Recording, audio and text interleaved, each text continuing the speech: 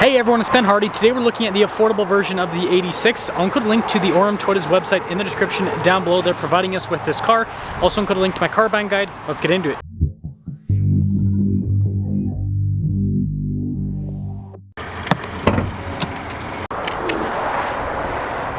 Under the hood, we have a 2.4 liter flat 4-cylinder that goes through a 6-speed manual. Fuel economy is 20 around town, 26 on the highway, with power outputs being 228 horsepower and then 184 pound-feet of torque. Before we move forward with this review, I do want to mention if you want to see more videos just like this, then I recommend you subscribe because I post content every single day. This particular 86 is finished in this metallic white, which looks pretty good on the car. The new 86 has this cool headlight design that's aggressive, but then also a little bit playful. Got a little bit of venting off to the side, and then we have our GR badge there on the grille. And altogether, compared to the Miata, it definitely has a more aggressive appearance, but it also has a little bit of playfulness to it. Our tire wheel setup is 215 by 45 by 17 with the wheels. You've got this silver there, and then the rest of the wheel is blacked out. Now this version doesn't have fancy brakes or anything. You gotta upgrade to the performance version to get that. Got a little bit of venting on the side here, and then a blacked out mirror cap. And then the side profile has that cool, sleek sports car appearance. Now this is a modified Subaru key fob that has the Toyota logo on it, but you've got your lock and unlock opening for the trunk. Pretty basic setup. And let's take a look at the trunk. Now, storage space in here isn't massive. It's definitely better than the Mazda Miata that this competes against. And it's kind of hard for me to show, but there is a little bit of storage underneath the load floor here too. Pretty cool taillight design, and then the back end kind of pops up similar to a ducktail. Also have your GR86 badge, and then pretty sporty looking exhaust tips too. So putting it all together, it has that cool little sports car appearance. Let's pop inside. Frameless windows, and then we've got nice soft touch trim at the top of the door panel. There's stitching and soft touch on the lower section as well. The windows are automatic. And then up front, we've got these cloth bucket seats. They are manual with the adjustment. Unlike the Miata, the 86 does come with back seats, but they're better for storage rather than people. There is literally no legroom, so if you don't have legs, it's a great place, I guess. And then here's your glorious shot of that 3-pedal layout. Manual transmission, but push button start.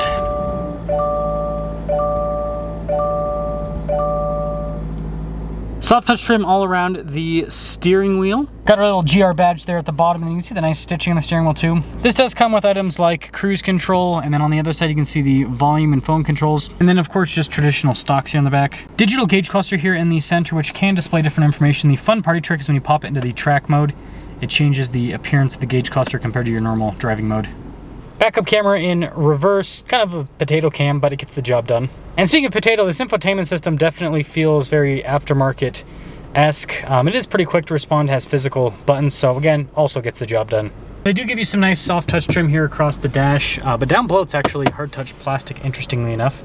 This comes with dual zone climate, which is nice, not necessary for such a small car, and I do like the little physical tabs integrated with the climate controls. Shifter for the 6-speed manual. Reverse lockout is a pull-up tab and then push over, but we'll talk about this during the driving. These 3 buttons, when the sun shines on them, are the brightest objects known to man, but you've got your stability control and then your track mode stability as well.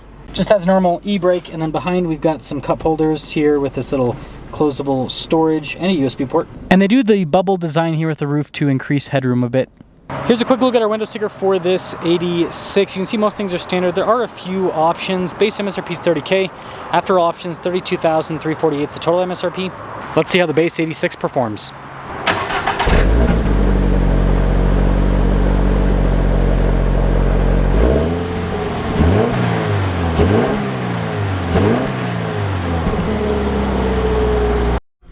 Well, Toyota 86 with the manual and the kind of base format. I reviewed the performance version not too long ago, so if you want to see what that's like, just go look up that review. I put everything in playlists on my YouTube channel, by the way, by brand, not by car, but by brand. So anyway, sorry, I'm trying to get this seat adjusted. The one thing I don't like about manual seats is you can't be as precise with the adjustment as you can with power seat. Power seat, you can, move it slightly one side or the other. Manual, though, it's all big adjustments. Not the worst thing. Once you get it into the right place, it works, but getting it into the right place sometimes takes a little bit longer. Now, I will say this manual transmission's pretty good other than reverse. Reverse gear can be kind of finicky with getting it in. You got to use a little bit of, you pull the tab up, you got to use a little bit of force to kind of get it into the notch there. Sorry, I'm just trying to make sure my GoPro wasn't set this morning. All right, think it's in the right position. Let's hope so. Now, the one thing I do like about this I guess bracket of sports cars, there's not that many, right? It's just this and the Miata nowadays, and the BRZ, which is the sibling vehicle to this. But the thing I really like about this price bracket of car is that it's very daily drivable for a sports car. Getting in and out is pretty easy. You have to kind of dip down a little bit, but not too bad. And then you can get good fuel economy, so that makes it more daily drivable.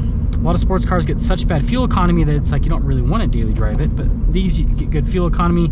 Maintenancing is also pretty cheap, so you know, you don't want to daily drive a car if it costs an arm and a leg to keep on the road. And you know, they're pretty comfortable overall. It's definitely not as comfortable as like a modern crossover or something like that most people daily drive, but it's comfortable for what it is, and it's not too loud. And then obviously the purchase price, right? So you don't feel too bad about putting miles on it. And these hold their value decently well. No car is ever an investment, but these aren't too bad. Now, rev matching is not too bad. We'll pop into the track mode just for fun. See how it kind of handles around the roundabout. I will say I do like the steering quite a bit. It's nice. I can kind of tell what's happening. It's direct. The torque is really good, actually. This has enough power to where it feels exciting, but it's not too much power to where it is going to instantly get you in trouble, right? That's one of the downsides about some sports cars, is they're so powerful, they're so fast that like you barely tap on the throttle and boom, you're breaking the law. This, you don't have to worry about that too much. It's quick enough, but not too quick. It's kind of the sweet spot for what you want out of a car. And the transmission's pretty slick. It's notchy into the gates, smooth overall. I think they've done a pretty good job with the tuning on that, and Toyota usually does. Obviously this is a shared vehicle with Subaru, and Subaru does a pretty good job with their manuals too, in terms of how they feel overall. Yeah, this is not bad. I could see someone daily driving this. Even here in Utah where we get snow, throw some snow tires on this, and I wouldn't necessarily want to be rocking that, but you can make it work. I know people that do that. The thing about snow is tires kind of do a lot more than, I mean, all-wheel drive does help, but tires are more important than all-wheel drive when it comes to snow. I love how easy it is to downshift in this. And the thing that's nice about being a flat 4-cylinder is it's like a crescendo. It really builds up the power. And it keeps pulling, so it kind of eggs you on to go through the power band, which I think makes the car a bit more exciting to drive. So it's kind of a quick little look at a more affordable 86. I think that, you know, again, sports cars aren't as popular in the US market anymore because people can barely afford one car, let alone a second sports car. But in terms of sports cars go, I think the more affordable stuff is more exciting because you don't feel bad about using it. You can do that, right? You do that in like a Porsche 911 and it's like, boom, you're breaking the law. This, it's like you can actually ring it out a little bit. You can have fun with it. You can enjoy it. That's what sports cars are about. And it's like guilt-free enjoyment. And that's the thing that I do like about the 86 and the Miata quite a bit. And you don't have a crazy giant front split or anything you have to worry about with little speed bumps like this.